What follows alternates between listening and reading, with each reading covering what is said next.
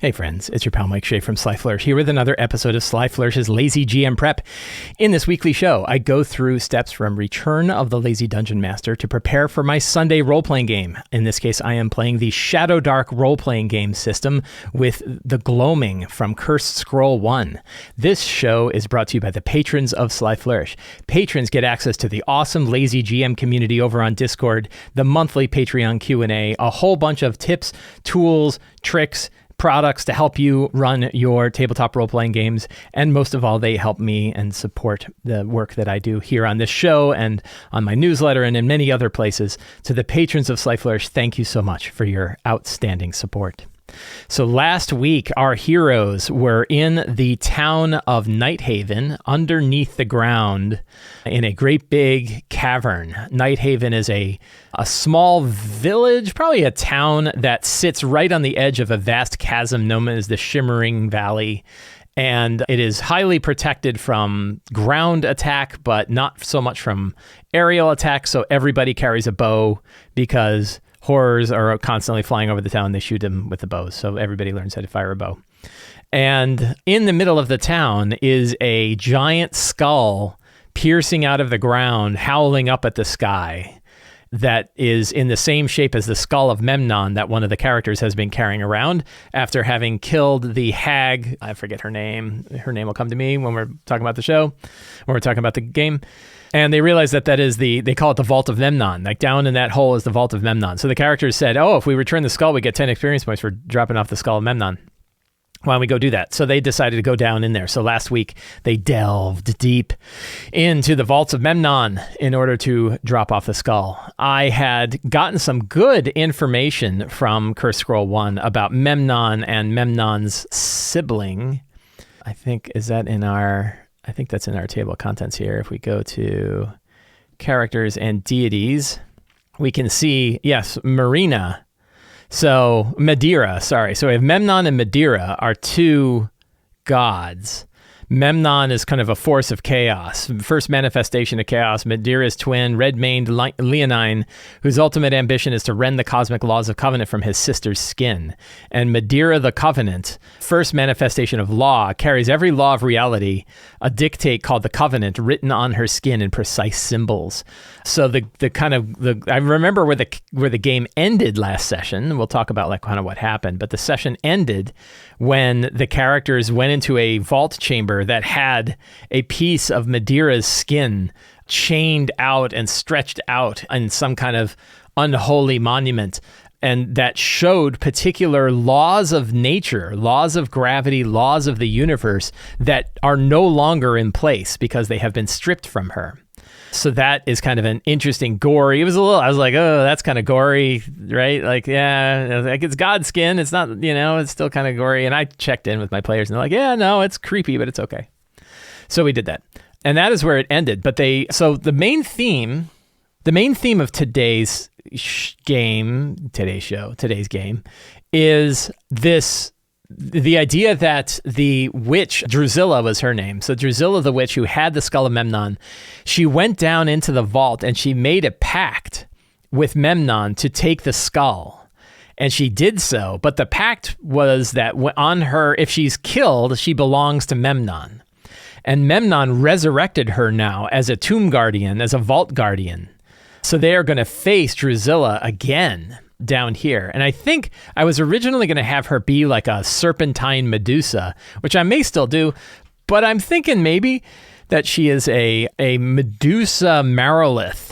So, because, why not? So let's take a look at the Marilith. That would be really devastatingly hard, but that might be okay. Let's see, where's our demons? There is a Marilith. The Marilith is level 9, so that's totally appropriate. The characters are like 5th to 7th level. So not that we are working with, like picking threats that are of good balance for the characters or anything. But I would like to know if it was like, oh no, it's level 16. That would be a problem.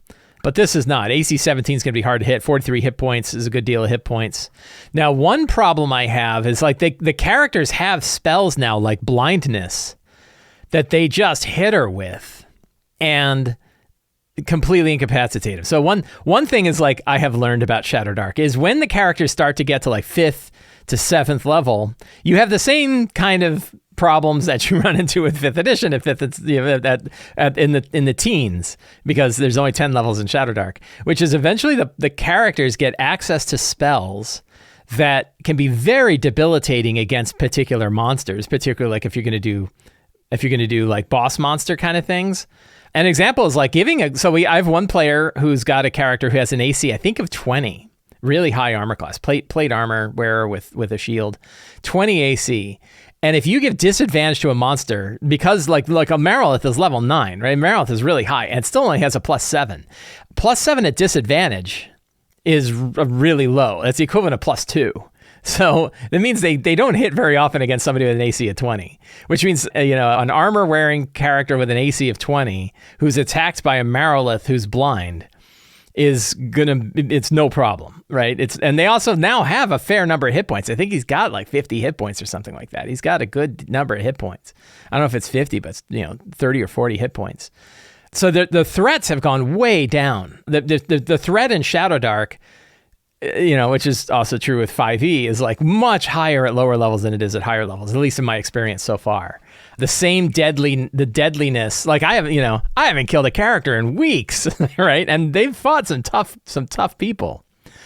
So that's something to consider. And then it's like, well, then do you put in sort of like legendary BS of like, well, because she is a Marilith Medusa, she cannot be blinded because the serpents on her head always can see.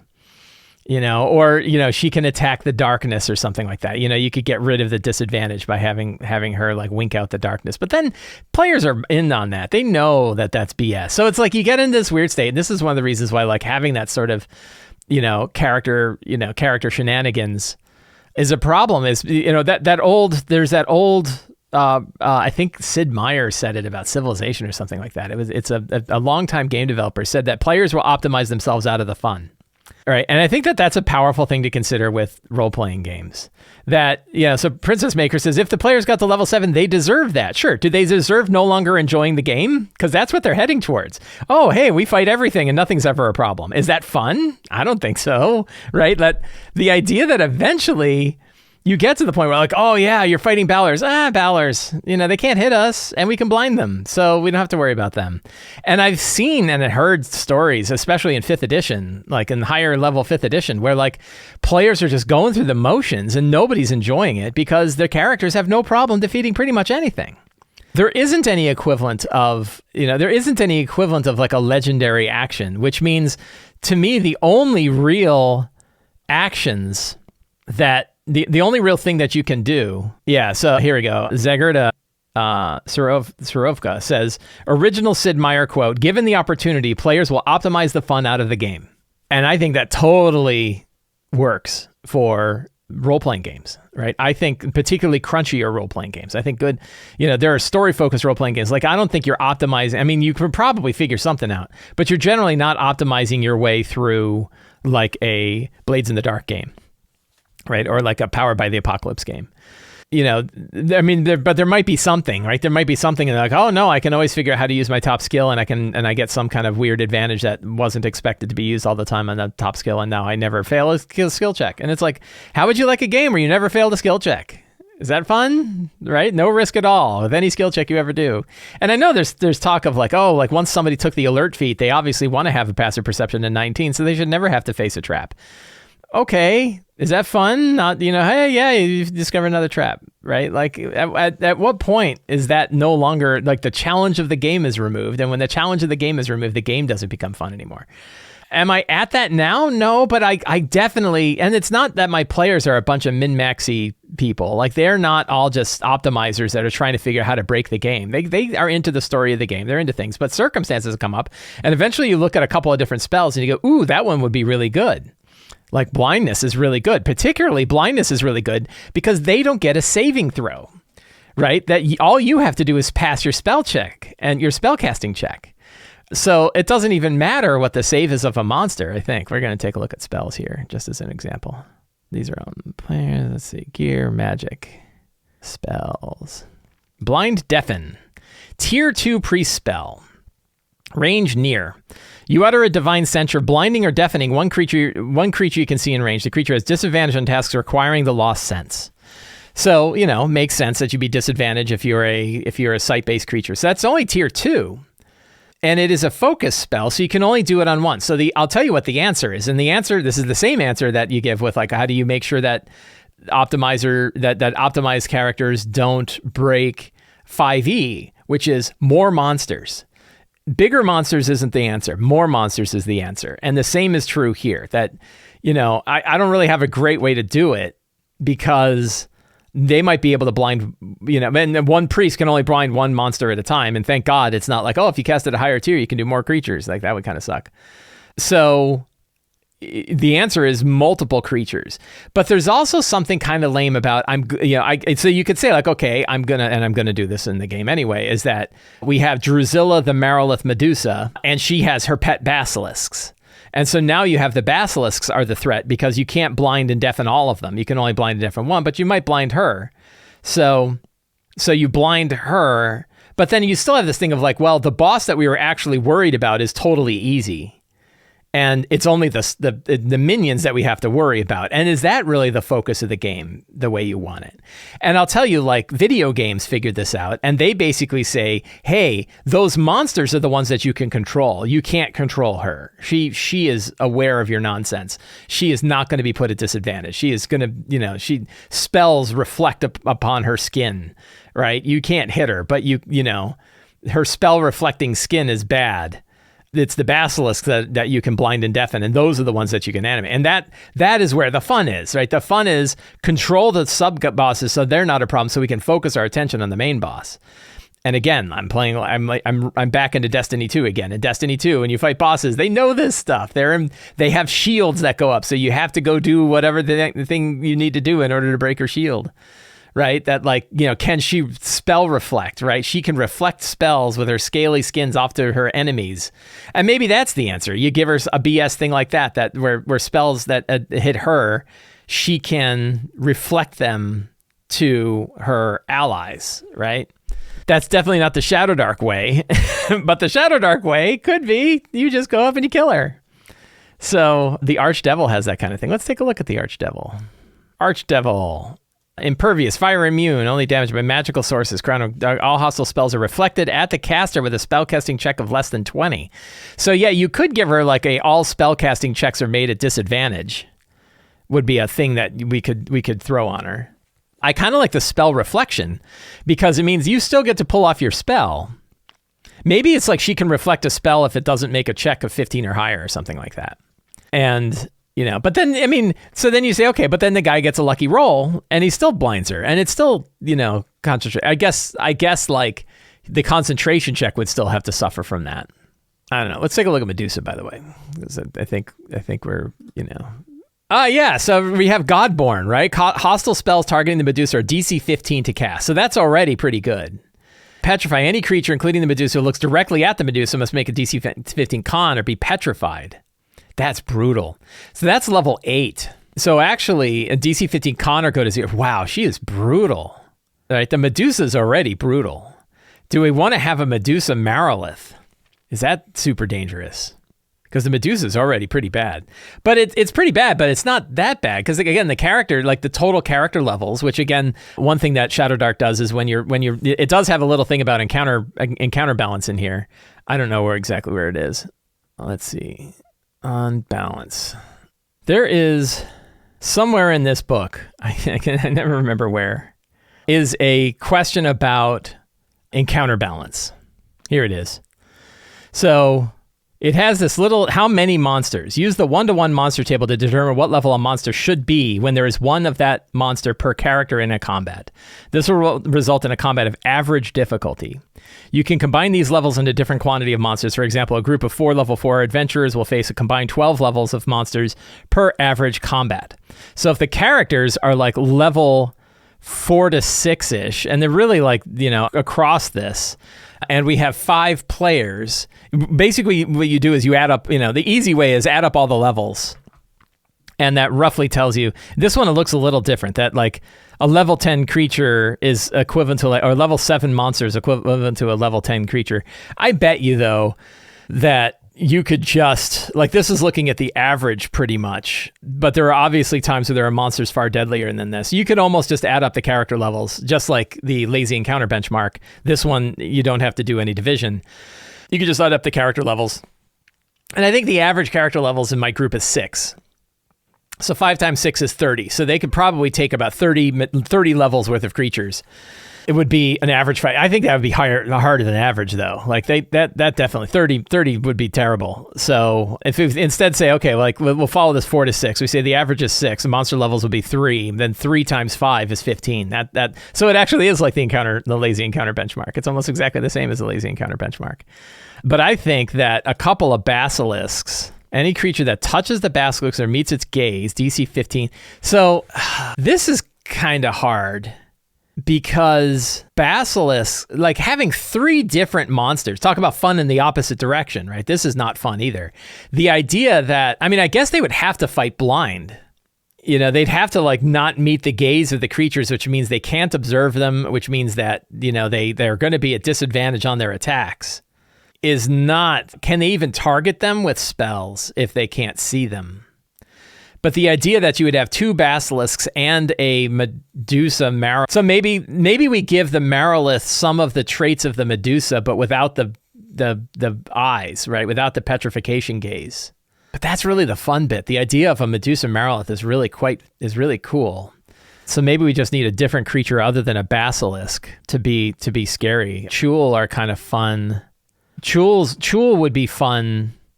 Because they are also kind of like cursed creatures, right? Like the idea that she's got, you know, these lobster bugs. I looked for death dogs and I didn't find them, but we can use wargs.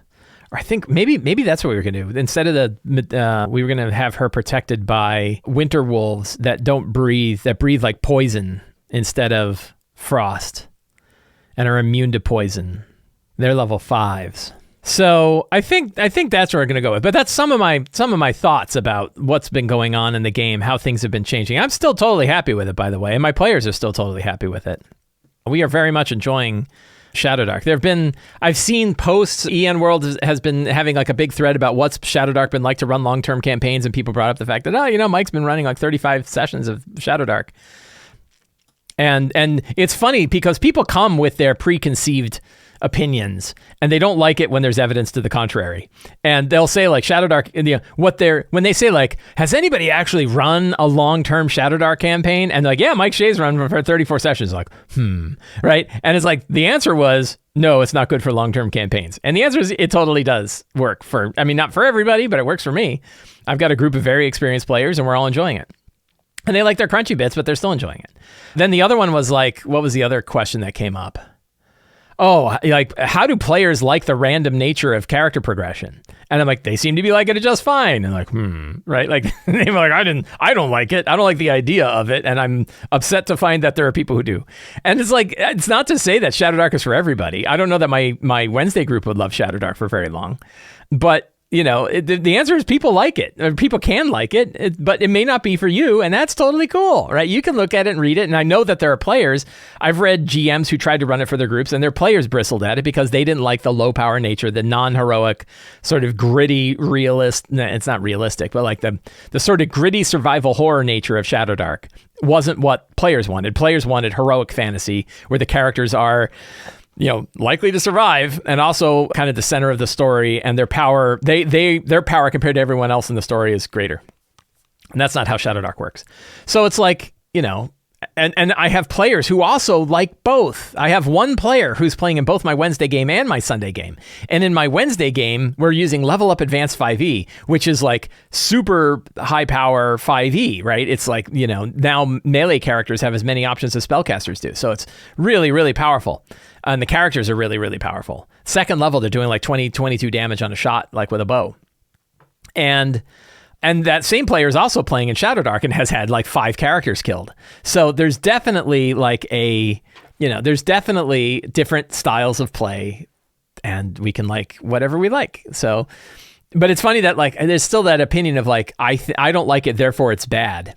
I don't know that we'll ever get over that. Like, I think that's just like ingrained in the internet, but that's not the reality. Reality is somebody could love the thing you don't. And I think that's the case with Shadowdark for some people. So we're going to generate a new session planning template and actually prep our game today. What do you think? That's a wild idea, right? And today is, we can do, boom, L date, 16 June. Our characters. So who is out today? Our frog shaman is out, but I think everybody else is in. So we have Morrigan, our elf warlock. Her mother, Gwendolyn, is her parents are Gwendolyn and Haldren, and Haldren is the priest that they are trying to rescue. We have Irina, the elf warlock of Almazat, Uralt, the former knight of St. Yidris, Lauren, the goblin scout leader, Caleb, the elf wizard.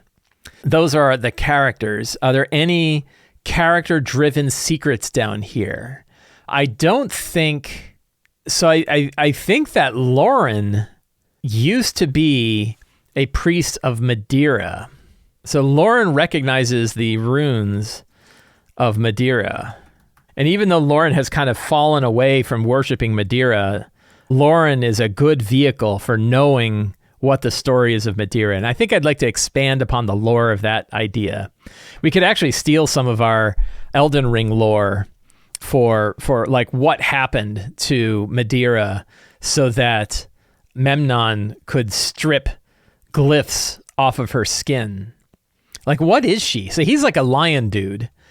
What is Madeira? Is she, a kind of a typical humanoid or like a giant humanoid? Maybe just to make it a little more alien so that it's a little less creepy that we have this woman's skin hanging from chains and inside of a thing would be that she's almost like a cloud giant, like a blue titan, like a cloud titan. Madeira is often represented as a blue cloud titan. She is the epitome of law. Is epitome the right word? She's the epitome of law in the universe, as strong or stronger than Kythera. Who's the Lord of Time? Kytheros? Epitome. The epitome. Thank you. It's not known. We're not gonna have like an AO god. We're not gonna have like an god that is the one who created the rest of these. It's not known who formed the gods themselves, but Madeira and Memnon were created in pure opposites of the world. Ooh, I like that. The constellations are the writings on her skin. That's cool. Yeah, great idea. It's a little less, it's a little bit more metaphysical, but there's actually physical representations, right? No blade could pierce the skin, but dark priests of Memnon forged and we have a weapon here. It's a sword of Memnon, let's do a search for Memnon. Formed the discordant blade, which Memnon used to flay the skin from Madeira. But it only worked so far, right? Like, what happened? I guess he realized as the world, this is another secret, as the world began to unravel, Memnon realized he would undo himself if he kept going and stopped. The blade was kept here in the vault. Dark priests of Ramlot infiltrated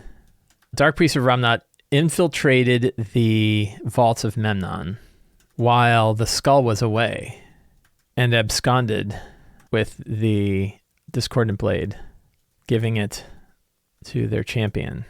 And the name of the champion, I wrote it in last session's notes. Ulgar. Champion Ulgar the Glaberzo. Where's the armor? So I think we hid the armor. Drusilla took the armor with her, along with the skull, and hid it in her laboratory. And the armor is Memnon's entropic armor. The very laboratory that the characters had been to before, they just missed it. It could be protected. She summoned, because remember there's a Hydra back there. She summoned a hideous creature of chaos to protect it. Memnon's blazing javelin remains here still. On her death, Drusilla was returned. Is that with an S or a Z? Drusilla was reanimated in Memnon's vault as a hideous Medusa Marilith.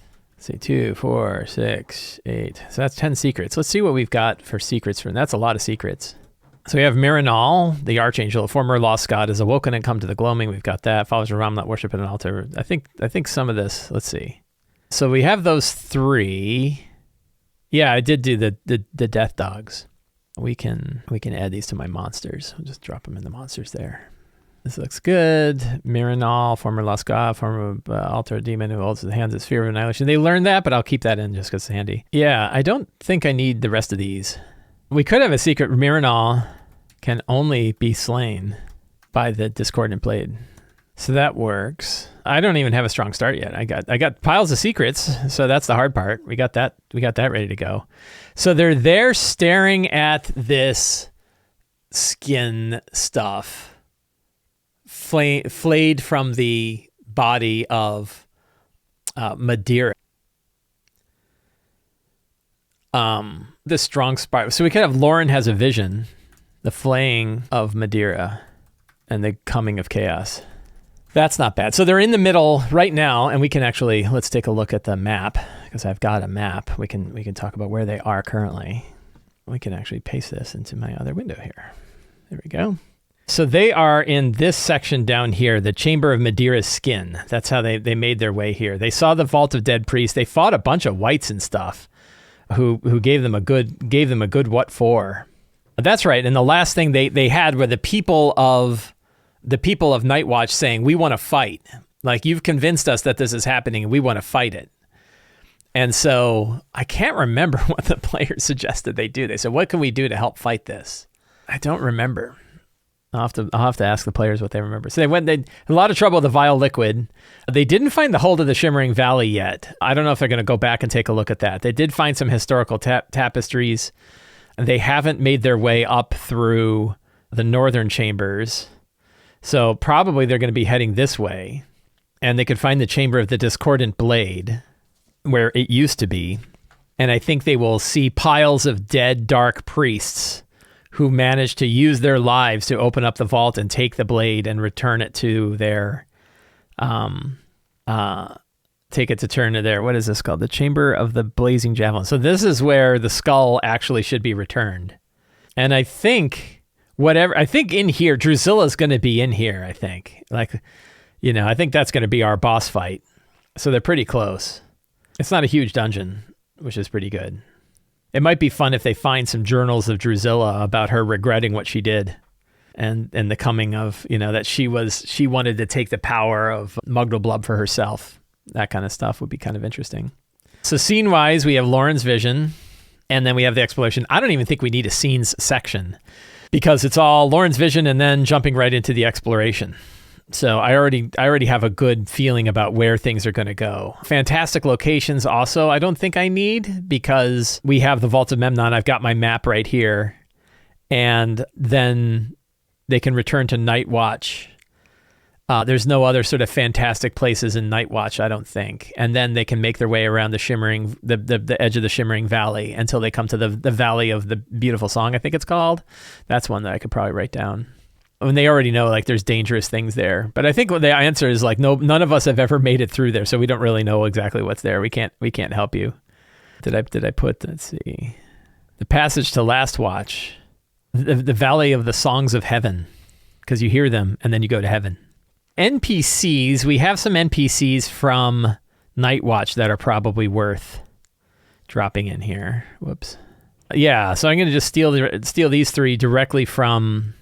Yeah, this is great. These are good. I like Nura, the Cursed Priest of Madeira, can only be killed by the blade. That's good. And of course we have Drusilla, Cursed Hag of Memnon. Cursed Medusa Marilith Hag. We like to mix up our stuff. Treasure we roll, so we don't affix treasure. I did have them find some scrolls, so their wizard got some stuff. I think, so what is a Medusa Marilith? It's going to be a Medusa with higher AC, higher hit points, and more attacks, but only the one snake bite attack, and then the rest of them will be sword attacks. Makes 6 longsword attacks. Trade 2 longsword attacks to deflect a melee attack that would hit. That's pretty good. That's very high defense. And maybe we'll do that with the spell reflection too. And that is a page 205. 2 death dogs. Is there anything else like wandering around here that we need to worry about? They already fought whites and stuff like that. I don't think there's any more of those. We could have some like chaos beasts and things. We could do like a random. Did we do one? I feel like we did this. We did this, yes. So let's grab some. We'll grab our random list of monsters. They already fought the whites of Memnon, and I think they fought the undead priests of Memnon. I don't know if they did. There's a lion gorgon, rust monsters, animated armors. I think we're going to pull out the priests, and we'll have a random encounter list of animated armors, rust monsters. Although animated armors are kind of boring, so maybe we'll get rid of them.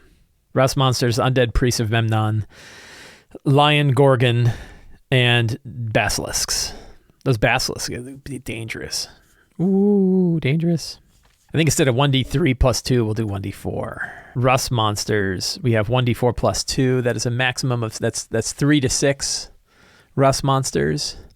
Undead priests is 2 to 4 undead priests. That sounds good. The lion gorgon will be by itself. That's pretty good. One nice thing about kind of building, one of the things that I think about a lot is like how nice it is to run dungeons. And I love running dungeons because they have like a fixed style of play. I actually have an article about this in Sly Flourish. I just wrote the article on it. There we go. Running dungeon crawls. Do you realize I have like 3 articles called Running Dungeon Crawls? So I just talked about this as part of a series of articles that I wrote about how to run different kinds of scenarios in fantasy RPGs in particular, D20 games in particular. And Dungeon Crawls was my first one. And one of the reasons that I like running them is like they have a nice solid structure to them where characters and players have lots of options about what they want to do and how they want to approach it. There's like a style of play, and there's a good solid style of prep and what we do to make a fun dungeon. And a lot of times when we're building a dungeon, we do a little bit of work up front in like selecting a map and writing elements on the map and coming up with a list of potential monsters. And I like to separate them out. I don't usually have monsters in particular chambers. I did say like, hey, in that chamber, probably Drusilla is going to be in that one chamber, but we can do other things and still kind of prep it in a flexible way that allows us to kind of run the game. But there's a nice focus on it. It's sort of sandboxy. We know what the boundaries of the game are. We know that they can't just go anywhere. They're going to go somewhere on this map. And once we've prepped it, it usually lasts 2 or 3 sessions, which means once we've done the prep for the first part of it, we usually can reuse a lot of that for the next session or 2, depending on how big the dungeon is. And we can tweak it a bit, just like I did. Change up the secrets a little bit, change up the encounters a little bit, think a little bit more about what are in the rooms that they haven't been to. So we can it's still worth going through the prep, but it's much easier. And like you saw that, it was like, I think in reality with all my banter and chat, maybe a half hour. It wasn't terribly long, but let's take a look. So let's look at this article because I made this nice checklist of things to do when you're prepping a dungeon crawl. So we chose a map. We've got that. We have location details. We did that. Potential traps and hazards. Do I need any particular traps or hazards? That might be kind of interesting. And this might be something to throw into the location section is, hazards, traps and hazards of the vaults of Memnon. So like, would there be, if we're looking at our map here, an example of a hazard was that pool of black liquid. But if we have the 3 chambers where the vaults are, what hazards could be there? Particularly, like, is there a hazard when it comes to, is there a demi-lich? I don't see one. There's the lich. This is kind of fun. We could just use the lich stat block as the skull of Memnon. That once they recover the skull of Memnon, it becomes a demi-lich, right? It's skull, and it can still try to look at null. Hostile spells targeting the lich are DC 18 to cast last 1d4 rounds. Flight, paralysis, shadow leap, sigil of doom, wither. Ooh. I think we could do that. The skull of Memnon. But would it fight them? What does it want? The skull of Memnon wants chaos. So it's like, one of you must become my champion of chaos. I think that'd be a good one, right? One of you must become my champion. You must recover the 3 items of Memnon, or you die here, right? And you must serve me as a new champion of Memnon. It'll probably give the same, thing that it gave to Drizilla. That would be really tough. That sounds good. Level 13. Woo, boy, scary. That is on page 230. I don't know who would take that. I don't know. We'll see. We'll play with it and find out. We'll see how that goes. But that's what Memnon would want, right? Memnon wants a new champion. Any other hazards in here? I don't think so. I can't think of any. I might improvise some. We have the Chamber of the Sphere of Chaos. That's probably what Memnon says. Like, hey, you've got to go to the Sphere of Chaos, put your hands on it, and it will change your alignment to Chaos, and you'll become my champion. And if not, I'm going to kill you all here. And they'll have to fight the Skull of Memnon. Scary. Does that sound out of hand? I don't know. Is that not fun? I don't know. That sounds kind of fun. Maybe I have to convince it of something. It could be convinced, right? Like maybe it's like, okay, you don't have to become my champion, but you have to recover the 3 items and bring them back here or something like that. I don't know. We'll role play that and figure it out, but we kind of know what Memnon wants. Traps and hazards. I'm not running a published adventure. Clear goal to reinforce with your players. Yes, that goal is they have to return the Skull of Memnon. Goal should be important enough to offset the danger going into the dungeon. Right, 10 secret clues, got it. List of monsters, yes. And potential NPCs, yes. Treasure the characters might find. Yes, I've got some fixed treasure, but also we're going to roll some random treasure. Running dungeon crawls at the beginning, perhaps as part of a strong start, make sure to state and reinforce the goal. You're here in the dungeon of Memnon to return the Skull of Memnon for 10 experience points. And a secret hides within. That's why they went in. When the characters in the dungeon, and they get a lot of experience points, actually. They're getting really, again, pretty high level.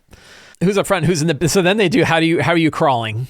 Who's up front, who's in the back? What sort of lighting do you have? Who's keeping an eye out for monsters? Who's checking for traps, hazards, and secret doors? What paths do the characters take when they come to the fork in the road? Yep, that is all. Then one of the reasons I like dungeon crawls is because this is a nice structure. Like, we understand this structure. We know how people explore a dungeon. We know that you have to talk about your marching order. We know that you have to talk about lighting. We know that you have to talk about scouting. We know that, you have to, how are you going to try to detect traps? Like, how are you checking? And then they get to choose what paths. And one important thing is what sets one path over the other. Why would they go through one door over another is a good reason. One thing that's important about why dungeons are cool, and this gets into the whole idea of engaging dungeon design, often popularized by the style of Janelle Jaquays, is what makes exploring the dungeon fun on its own. Like when you discover the structure of the dungeon, what it looks like. This path leads to this other path, or here's a secret path that takes us here.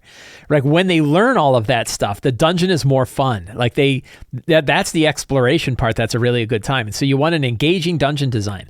And one of the reasons I am such a fan of Dyson's maps is that Dyson understands this, and his dungeon maps are very engaging designs. So I often know that once I grab a Dyson map, I already know it's going to be an engaging design that's going to be interesting to players to explore.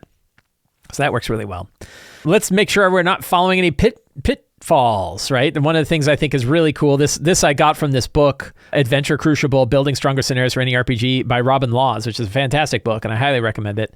My only problem with the book is I felt like I could have used more of it, and I particularly used more on the pitfall idea, is what are the pitfalls when we're running a crawl? What makes them not fun?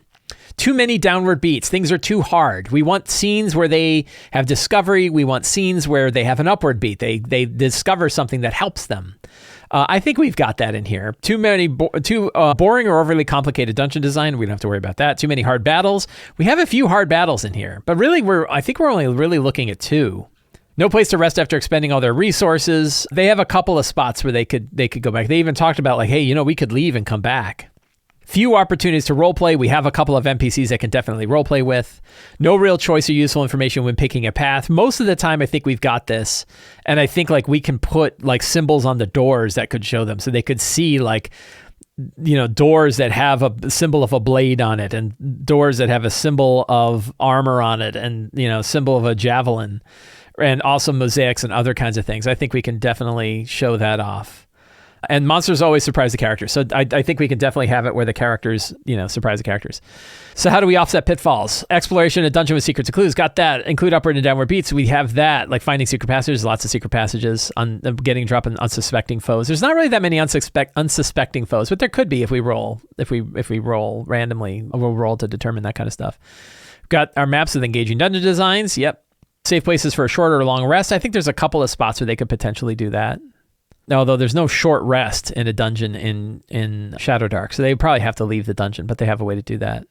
Mix easy and challenging battles. Yeah. Non-hostile NPCs. Yep. And useful information with character choices. Yep. So that's a good. I think this is a fun article. This is Running Dungeon Crawls, an article. It's part of a series I did on dungeon crawls, infiltrations and heists, investigations and mysteries, overland exploration and travel, missions and quest chains, defense, roleplay and intrigue, combat, and mashups in the undefined. I started writing these in February 26. And ended them in April. So from February, March, and April, 3 months of articles on Sly Flourish were all about running different kinds of adventures and how do you prep them, how do you run them, what pitfalls you might run into, and how do you avoid those pitfalls. So that's a whole series. You can find that on the Sly Flourish homepage. There is a section of them called Running Adventure Types. And it's got all of the adventure types written there right on the Sly Flourish homepage. So scroll down through the headers, look through it, look for running adventure types. Good fun series of articles. Friends, I think I've got everything I need in order to run my game today. I want to thank everybody for hanging out with me today while I prepare for my Sunday role-playing game. If you enjoyed this show and you want to get articles like the ones I was just showing, and you're like, wow, I didn't know about your 12 articles on how to run different adventure types, I'd sure love to have known about that. The best way to learn about them is to subscribe to the Sly Flourish newsletter. It is in the show notes. You can find a link to subscribe. You can also find it directly on the Sly Flourish homepage. There is a newsletter link.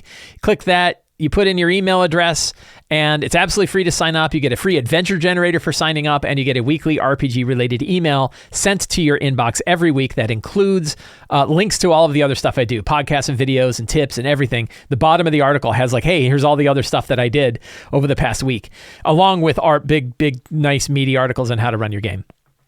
Absolutely free to sign up. No reason you shouldn't sign up. It's really, really good. I work really hard on it. So I would take a look at that. If you really like the stuff I do and you want to support me directly, please consider subscribing to my Patreon. Patrons get access to the City of Arches source book, a whole bunch of tips, tools, tricks to help you run your games, the access to the awesome Lazy DM community over on Discord, and you help me put on shows like this and support all of the work that I do. And you can pick up any of my books, including Return of the Lazy Dungeon Master, Lazy DM's Workbook, Forge of Foes, the Lazy DM's Companion, and all of the fantastic books and other kind of merch, all available on the Sly Flourish bookstore. Thank you so much. Have a great day and get out there and play an RPG.